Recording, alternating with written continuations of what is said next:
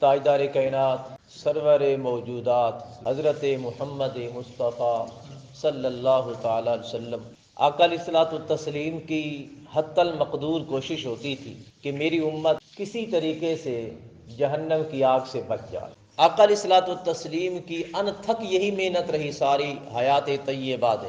اس لیے آقا علیہ الصلوۃ والتسلیم اپنے غلاموں کو، اپنی امت کو، اپنے پیروکاروں کو، اپنے چاہنے والوں کو، اپنے شہداؤں کو، اپنی ذات سے تعلق رکھنے والوں کو ان راستوں کے بارے میں بتایا کرتے تھے جو راستے جہنم کی طرف جاتے، اور پھر اس راستے کے متعلق خبردار فرمایا کرتے تھے جو راستہ جہنم کی آگ کی طرف لے جانے والا ہو۔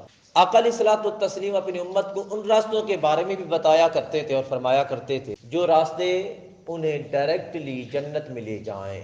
آقا علیہ الصلوۃ والتسلیم کا فرمان علی شان ہے۔ آقا نے فرمایا لا يدخل الجنت، آقا نے چند طبقوں کا ذکر فرمایا، یعنی چند راستے بیان فرمائے یہ راستے ہیں، ان راستوں پر چلنے والے لوگ جنت میں جانے والے نہیں ہیں۔ آقا نے فرمایا لا يدخل الجنت بخیل ولا خب ولا خائن ولا سیء الملکۃ۔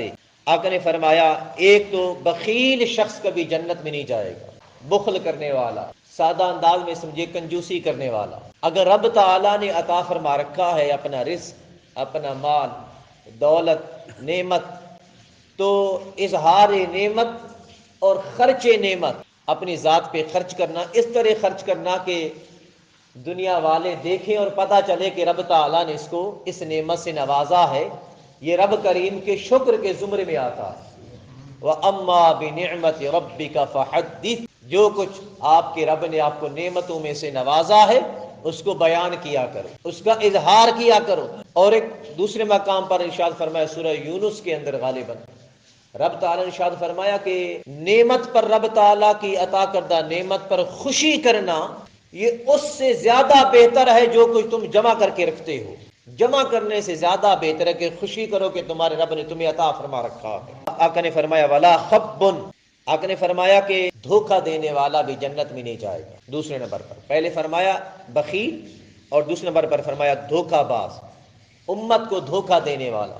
کسی ایک شخص سے واحد فرد واحد کو بھی دھوکہ دے تو فرمایا وہ شخص جنت میں نہیں جائے گا۔ دھوکہ کا سادہ مثال اور سادہ تعریف یہی ہے، ظاہر کچھ ہوتا ہے اندر کچھ ہوتا ہے۔ یوں سمجھے کہ ظاہراً کچھ اور دکھاتے ہیں، باطناً کچھ اور ہے، تو ہم نے امت کو دھوکہ دیا ہے۔ حتیٰ کہ ہمارے قول و فعل میں بھی اگر ایسا ہے تو ہم نے امت کو دھوکہ دیا ہے۔ آقا علیہ الصلوۃ والتسلیم نے فرمایا دھوکہ دینے والا شخص جنت میں نہیں جائے گا، اے میری امت دھوکہ دینے سے باز آ جائے۔ اس لیے آقا علیہ الصلوۃ والتسلیم نے خبردار فرمایا۔ اور تیسرے نمبر پہ فرمایا ولا خائن، خیانت کرنے والا بھی کبھی جنت میں نہیں جائے گا۔ اب خیانت کیا ہے؟ خیانت یہ ہے کہ جو کچھ ہمیں دیا گیا یا جس چیز کی ذمہ داری ہمیں دی گئی، اگر اس کو ہم نے احسن طریقے سے، اچھے طریقے سے سر انجام دیا ہے، جس طرح ہم اس کو سر انجام دے سکتے تھے، تو ہم نے اپنا امانت کو دیانتداری سے ادا کیا۔ اگر ہم نے اس طریقے سے انجام نہیں دیا جس احسن طریقے سے ہم اس کو انجام دے سکتے تھے، تو یوں سمجھے کہ آپ نے خیانت کی ہے۔ جو چیز جس طرح، جس انداز میں، جس صورت میں آپ کے سپرد کی گئی، اسی انداز میں واپس کرنے کا نام دیانتداری ہے۔ آقا علیہ الصلوۃ والتسلیم نے فرمایا جس نے خیانت کی وہ بھی جنت میں نہیں جائے گا۔ آخر میں آقا نے فرمایا ولا سیء الملکۃ، برے اخلاق والا بھی، جس کا اخلاق برا ہے، فرمایا برے اخلاق والا جنت میں نہیں جائے گا۔ اب اخلاق کیا ہے؟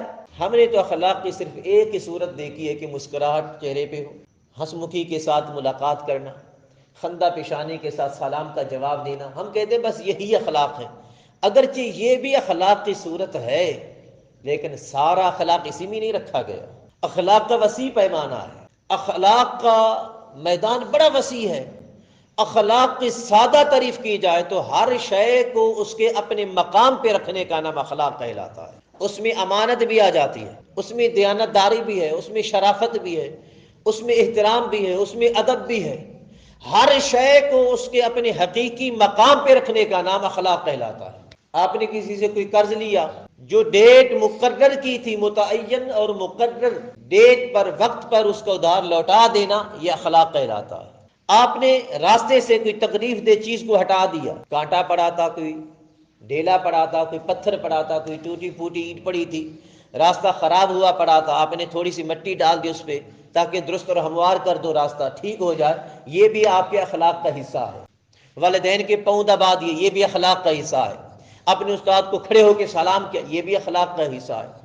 چھوٹوں پہ شفقت کا ہاتھ پھیر دیا، سر پہ یتیم آ گئے، اس کے سروں پہ ہاتھ پھیر دیا، محبت کا، شفقت کا، محبت برے انداز میں، شفقت برے انداز میں، آپ ان کے لیے شفیق بن گئے، یہ بھی آپ کا اخلاق ہے۔ ہر شے کو اس کے اصلی مقام پہ رکھ دینے کا نام اخلاق کہلاتا ہے۔ فرمایا اگر بندہ برے اخلاق والا ہے تو وہ جنت میں نہیں جائے گا۔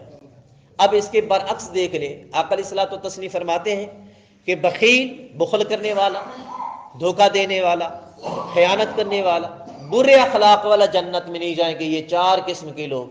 اب اس کے برعکس دیکھ لیں، بندہ اگر سخاوت کو اختیار کر لے تو مطلب یہی بنتا ہے کہ رب تعالیٰ اس کو جنت عطا فرمائے گا۔ اگر بندہ دھوکہ سے بچتا ہے، پیورٹی کو ظاہر کرتا ہے، صاف چیز کو سامنے رکھتا ہے، تو اس کا مطلب یہ ہے کہ وہ بھی جنت میں جائے گا۔ اور اگر بندہ امانت دار ہے، دیانت داری سے کام کرتا ہے، تو اس کا مطلب ہے وہ بھی جنت میں جائے گا۔ اگر اخلاق اچھے ہیں، ہر شے کو اس کے اصلی مقام پہ رکھتا ہے، تو اس کا مطلب ہے وہ بھی جنت میں جائے گا۔